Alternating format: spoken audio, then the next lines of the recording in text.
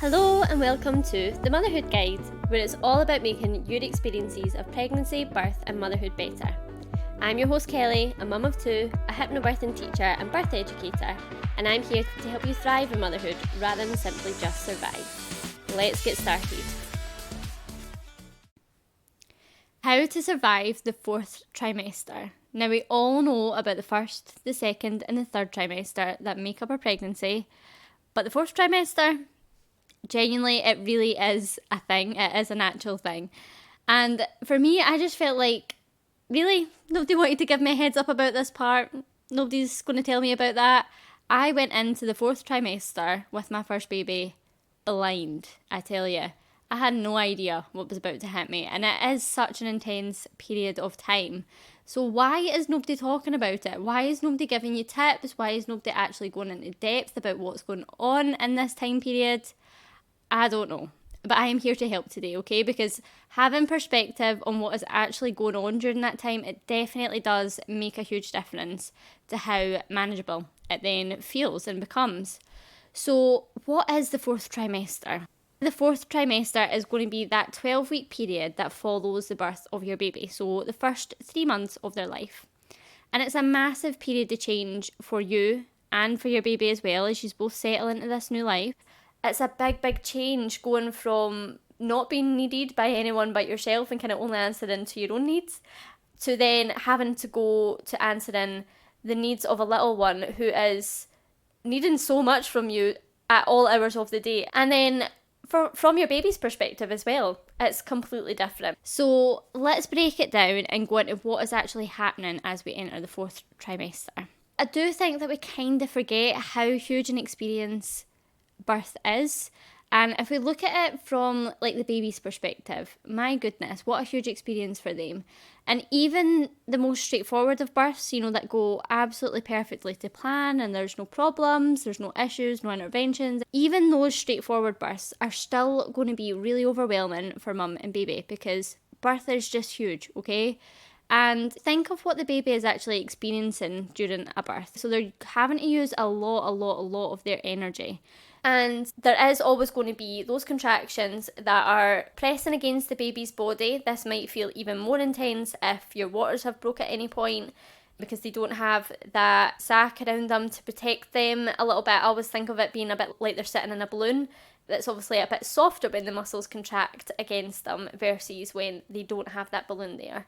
So that can be quite intense. They're also getting squeezed. There's all those little plates that make up their head that are going to get kind of squished and overlapped to help make that surface area smaller so that you can birth your baby as well. So it's quite a lot that's happening to their bodies while they're trying to get out of your body, okay? It is quite a big experience for them.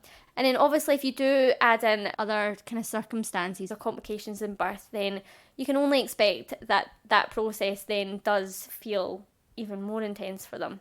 For example, forceps. We do know that a potential side effect of having those in your birth is that baby can experience grazes, they can experience cuts, they might be a little bit bruised, they might be a little bit sore afterwards. So, that is going to feel difficult for them, for sure. And then they are born, and all of a sudden they are thrust into a life that is so completely different for them. Think back to how life was for them in the womb, okay? So complete darkness.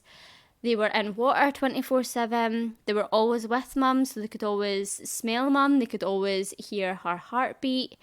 And that would have been a source of comfort for them. All the sounds around them are going to be muffled, because as much as they can hear, babies can definitely hear what's going on outside of the womb, it is still going to be very muffled. It's not going to be these intense, loud noises that they're hearing, because they are protected a little bit from that. And I think it is really key here to remember that when babies first come out, they can't see everything either. Everything's super blurry. I think it's about for like 3 weeks, and then they start to develop their sight as time goes on. But yeah, everything's super blurry. So they're hearing all of these loud sounds and they've got no idea what is going on. They can't see anything. They're just having to kind of figure out what's going on for themselves. And that can be quite a lot, I can imagine. They also would never have experienced hunger or thirst. And Can you imagine experiencing hunger the first time? I'm still, at my 29 years of age, not good at experiencing hunger. I am not good.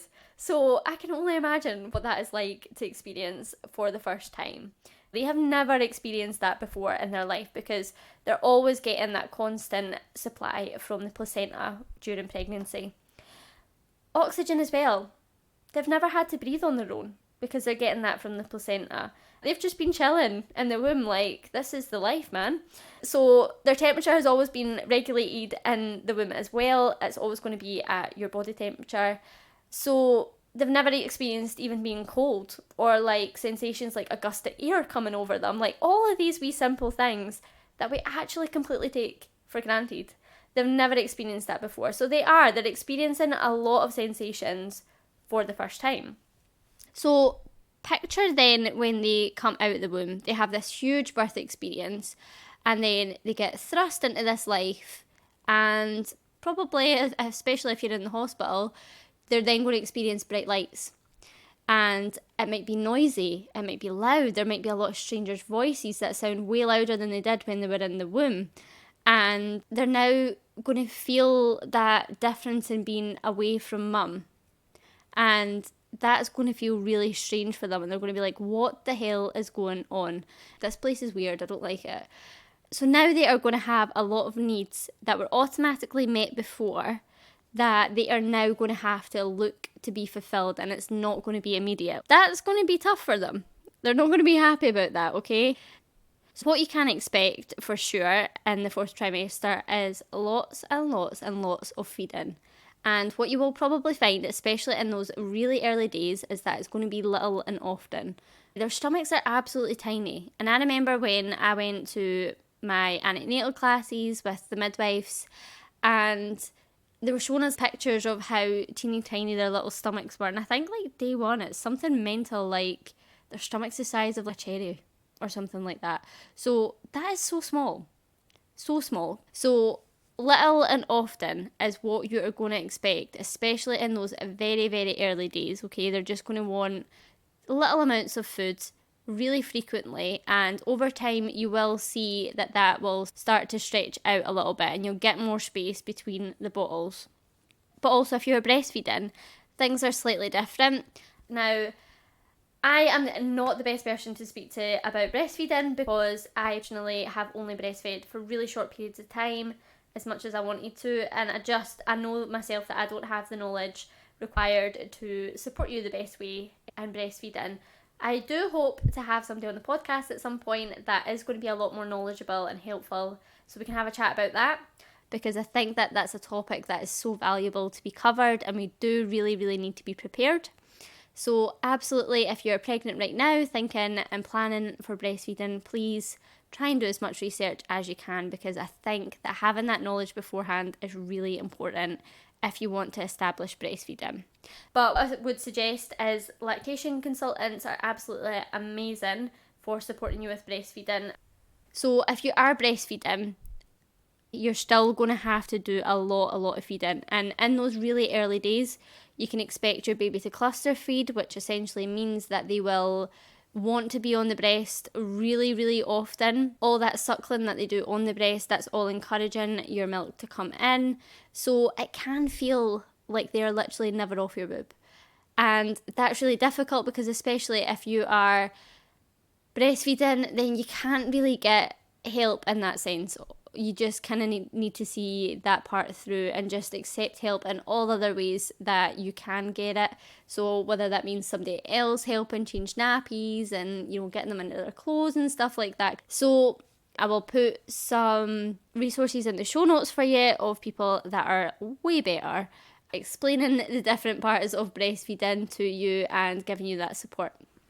So another thing that is absolutely normal in this fourth trimester is that baby is going to really want to be close to mum, okay? It's a need that they will need to be fulfilled. And it does make sense when you think about it, because how much of a shock it must be to them to then now be out of your body. And when babies come out, they actually don't know that they're a single entity yet. So being apart from you must feel a bit like missing a limb. And what that means is that definitely you will expect them to want to be on you at all times, and you will probably see them sleeping a lot, but only on you.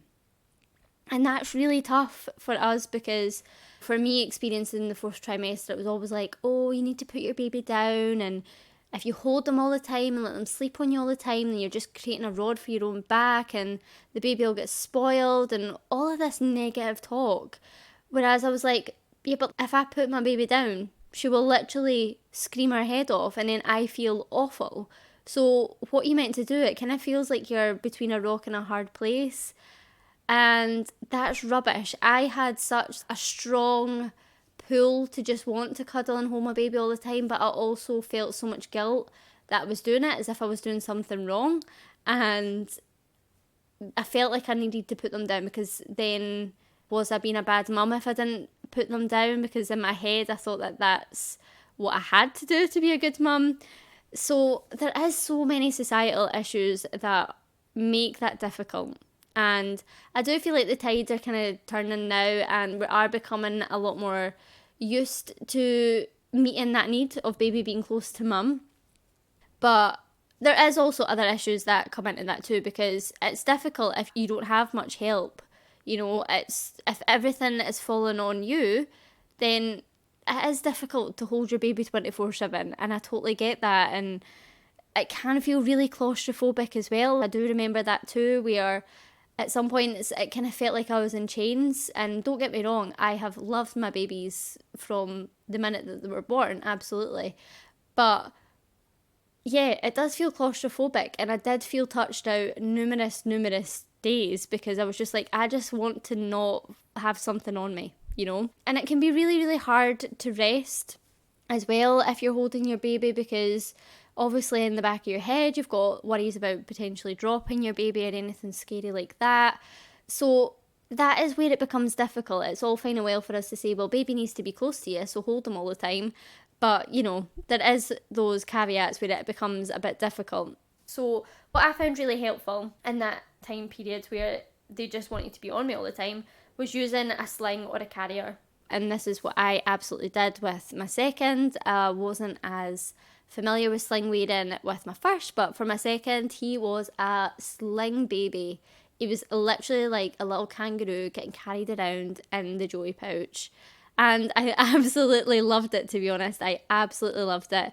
So sling wearing, honestly, I feel like that is so beneficial, because when baby does need to be close to you, but you also need your hands free so that you can do everything else. I literally used to just get up in the morning, I would pop the sling on, and because slings are all like material, there's no really any buckles or plastic digging into you or anything like that.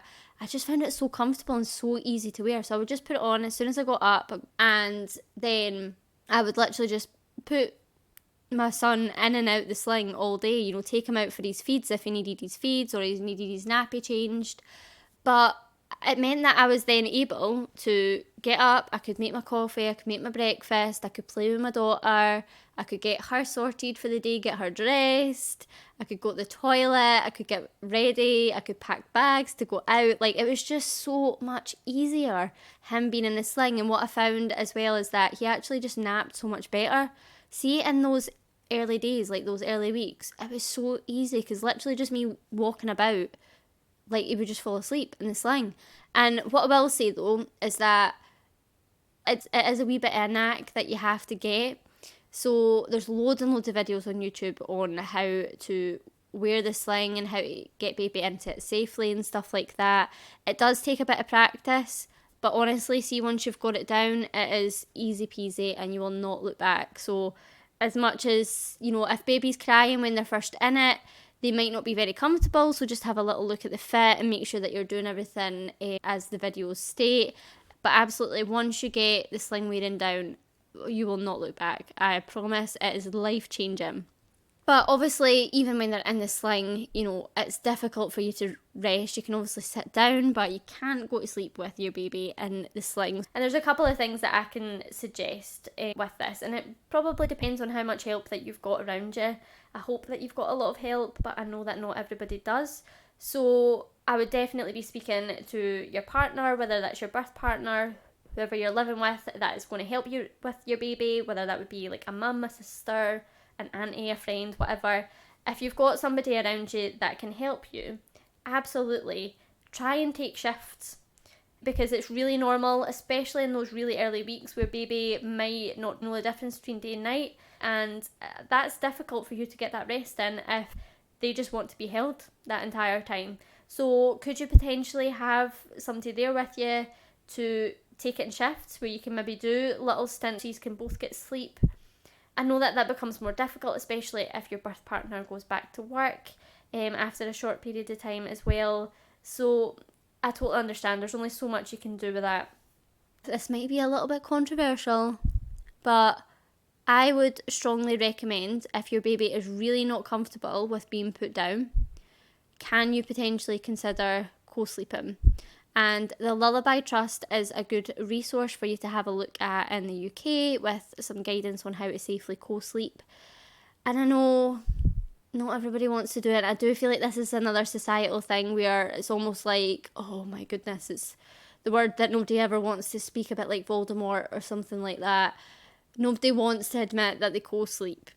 But I tell you, so many women and families are doing it, okay? Whether they're telling you or not. Co-sleeping is happening. And I don't think that there's any problem with that. It is biologically pretty normal to co-sleep. And you know what? See if you're doing it safely and it means that you're both getting rest. What the hell is wrong with it? I don't think that there's anything wrong with it. So, don't knock it until you've tried it. I would highly recommend having a wee look into co-sleeping and seeing if that could be the right fit for your family. As long as you do it safely, I really don't think that there's a problem with that. And it doesn't mean that your baby is going to sleep in your bed forever. I mean, I will fully admit that with my second, he did not like to sleep, okay? So we co-slept with him from about 4 months to 10 months, and then he started to have that natural kind of want to have his own space and stuff like that. He wasn't settling so well in our bed, and then we transitioned him into his room. So they're not going to sleep with you forever, okay? They're not going to be 17-year-olds climbing into your bed and still wanting a snuggle every time they have a nightmare. Like, they are going to grow out of that at some point for sure. And if it gives you the rest that you need and it's going to save your sanity, then I absolutely think that that's a good thing, and we should not be shaming mums for doing it. Another thing that can be really good is obviously just really encouraging, whenever you can, having that skin-to-skin time with your baby and having that opportunity to bond with them. Skin to skin is really powerful for producing those hormones that are required for bonding. So I do think that it's really important that we do encourage skin to skin, not only immediately after the birth, but during that postpartum period. I think that skin to skin is still really important. And if baby's really fussy, actually sometimes just doing skin to skin can be enough to kind of turn that round as well. So skin to skin is another little good tip. So when you begin to understand what has actually changed for your baby, I think it is a lot clearer why they do so much crying. And I know nobody wants to hear it, but crying is so normal, especially in this 4th trimester period, okay? Babies are more likely to cry within this 3-month period than they are at any other period of their life. And it is thought that this crying peaks around week 6. So that is really hard. It's hard on baby, it's hard on you. And I can't sugarcoat it and pretend that listening to your baby cry is not awful, because it absolutely is. And we automatically associate crying with something really bad. We only usually cry when something bad happens, when we're hurt, when we're really sad, when we're really angry. Most of the time, I know some people cry happy tears, but most of the time we associate crying with being something really bad and, shameful and negative. So it makes sense that that feels tough for us. But what we need to kind of remember, and I think it can be really helpful to take you out of that perspective and remind yourself that actually this isn't something bad. Remember, this is their only way to communicate. They literally can't communicate their needs any other way other than crying. So it is just their form of talking to you and communicating what it is that they actually need. So it is completely okay to be really responsive to that.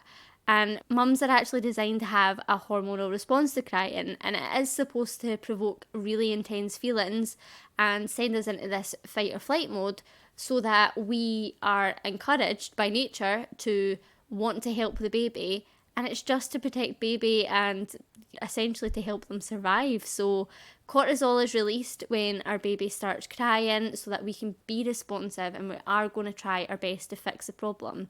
And that is why that pull feels so intense when your baby starts crying. You're like, oh my God, I need to figure this out now, and I need to make this crying stop right now. That is why that happens, which makes so much sense when you think about it, doesn't it? But like I said, I think we do need to take ourselves out of that perspective of thinking that the situation isn't safe, because naturally, because you are going into this fight or flight response, that might be how that feels initially. Like something really bad is happening and you're not safe, or your baby's not safe.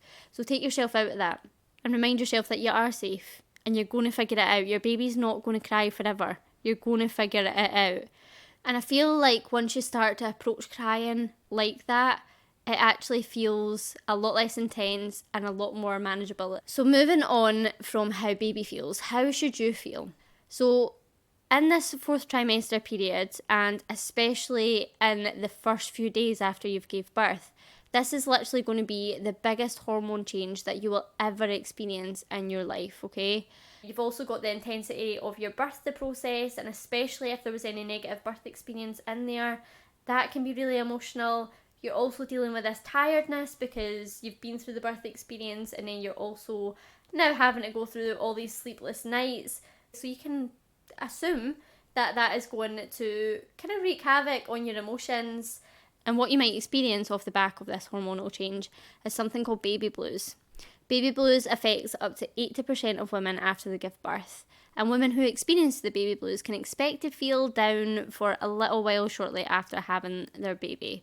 What can also happen as well, though, is that it can feel like your emotions are really erratic. So it can be periods of really intense sadness, but then also in the next 5 minutes feeling way better, and you're like, I don't even know what I was crying about.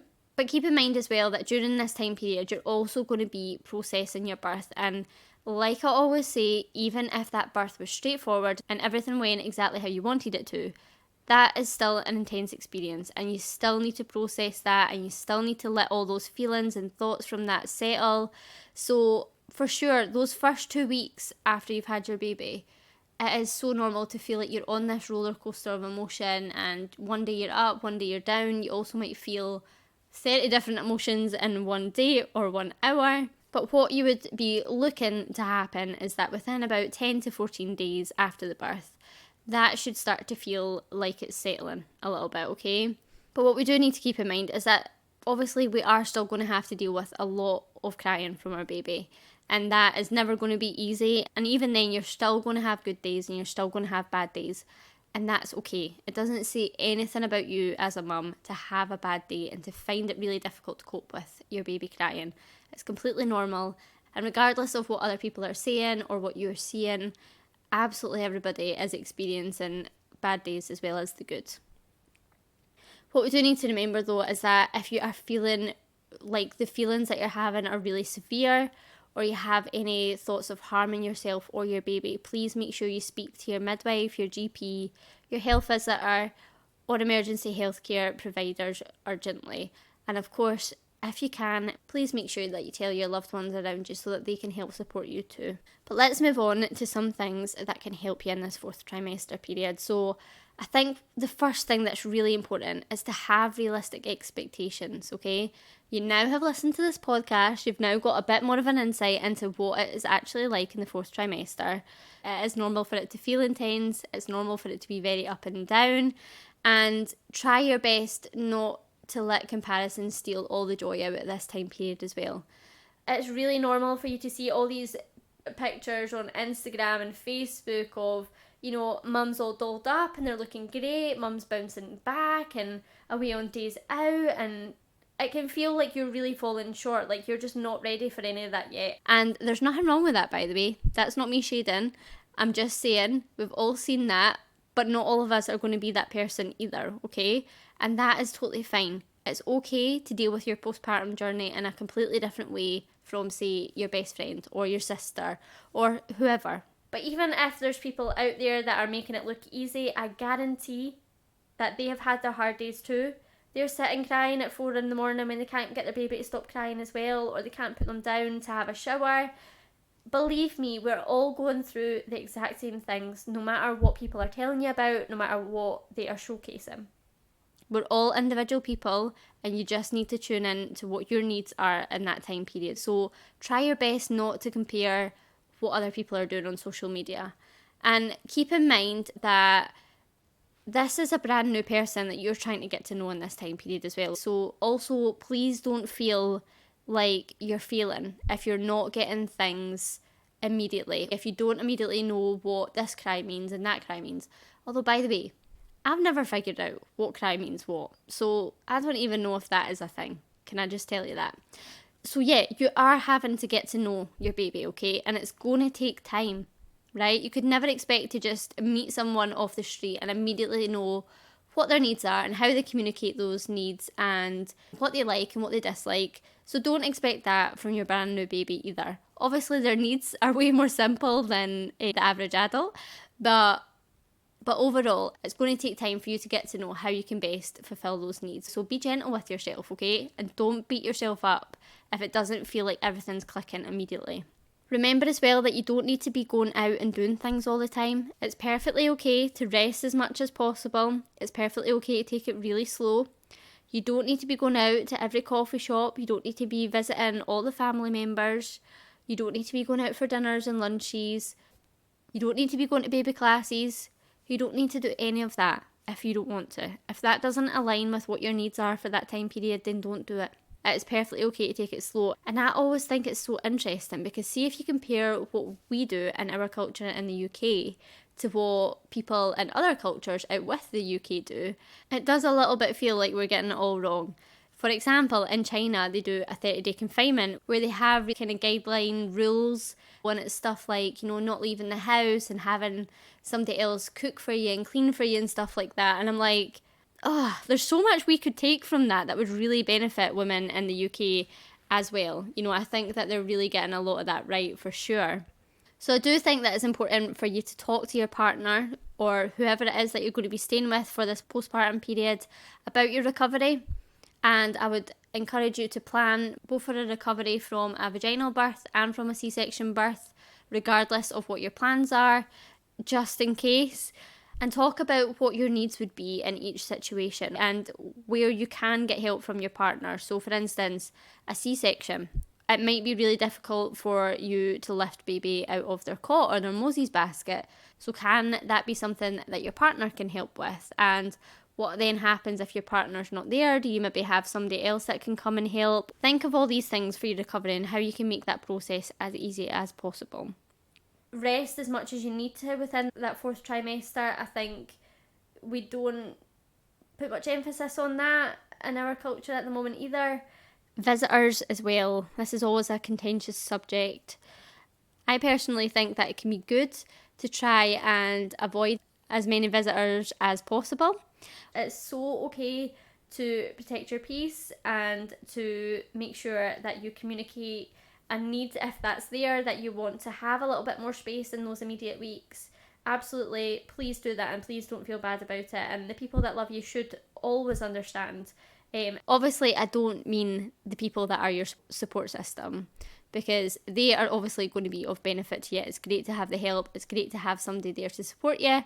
But what I mean is like, why is that family member that you've not seen for 3 years now visiting you at 2 weeks postpartum? That's not necessarily helpful or necessary because you probably don't feel comfortable enough with them to be like, listen, I feel like I'm going to burst into tears. Can you please go? Because I always remember with my first, I was awful at having so many visitors that I really should not have done because I was far too emotionally fragile. And I remember somebody being there that I never ever really spent time with. I definitely wasn't fully comfortable and I was holding back tears the entire time. I just felt awful. I just wanted to have my baby back and cuddle her and not have somebody else hold her, and it and it was just awful. So I think, maybe make that clear from the outset who is going to be visiting you and who's not, and it's perfectly fine for you to say no to visitors. Don't feel bad about that.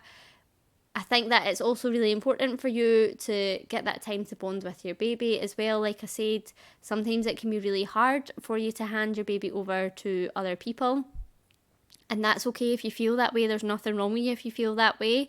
Some people also really do welcome having visitors though, and they actually like being able to show off their baby, and they feel super duper proud, and they like somebody else taking a shot at the baby so that they can get up and do other things. It's always going to be personal choice with the visitors, so have a think about that and decide what feels best for you. What I would say is, if you are going to have visitors, think about, can you potentially be asking them to do something that's actually going to help you? And I know that this is going to be really hard for most people because this is not the norm. We don't usually welcome people into our house and say, hey, please can you do my dishes for me? But I feel like the people that should be around you in this postpartum period would completely understand you saying that, and would actually really welcome the opportunity to do something that will genuinely help you. So what can your visitors potentially do that would be helpful? Whether that's your mum popping on a wee wash for you, or your best friend coming in and emptying your dishwasher. It's really important as well in this postpartum period to prioritise your own needs. Please don't let everything fall by the wayside, because you deserve your needs to be catered to just as much as your baby deserves their needs to be catered to. And I know that sounds probably right now, especially if you're listening to this pregnant, you're probably thinking, well, obviously, but it is so easy to let your needs fall by the wayside. So you deserve to drink water during the day and not be dehydrated. You deserve to eat food and not feel starving all day.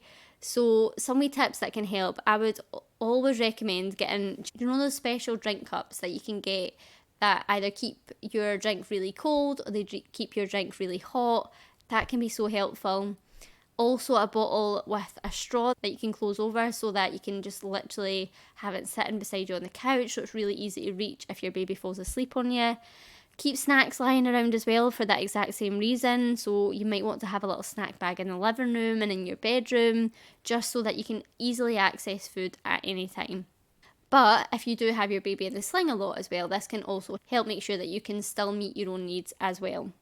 You might also want to consider preparing some meals beforehand, maybe when you're pregnant, and just popping them in the freezer so that they're ready to go. It's totally fine for you to live off easy meals for the first few weeks back, whether that's takeout food, whether that is food in the freezer, frozen meals like pizzas and all these easy things that require next to no effort from you. It's totally fine to do that, okay? Don't be thinking that you need to cook 4-course gourmet meals if that just feels too much for you. Obviously, nutrition in the fourth trimester, especially if you're breastfeeding, is really valuable.